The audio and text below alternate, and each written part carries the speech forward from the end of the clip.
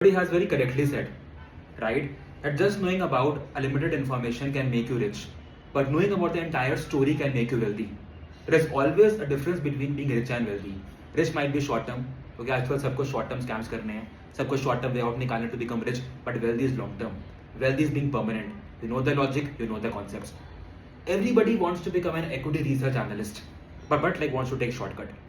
When we learn about a DCF model, because a discounted cash flow model is the major crux of trying to value a company, whereas the other methods that we tend to see are not exactly the relative valuation method, those are relative pricing method.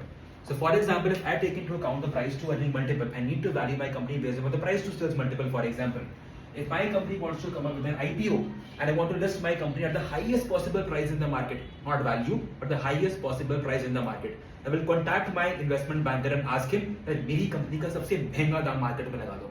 Give my company the highest pricing and not the valuation. Price is what you pay and value is what you get. I'll be comparing the average price to sales multiple of the similar companies being listed upon the stock exchanges. If not my country, then some other country. So for example, if the average price to sales multiple has been 10. I want to know the price for my company. The sales for my company has been 1000 crores. My price becomes 10,000. At 10,000 rupees, the share of my company will trade, and it is a price and not a valuation.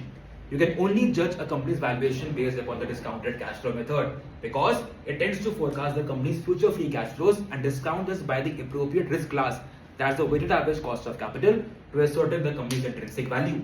Intrinsic value is the most basic fundamental value of a company or the fair value of the company at which the company deserves to trade in the market.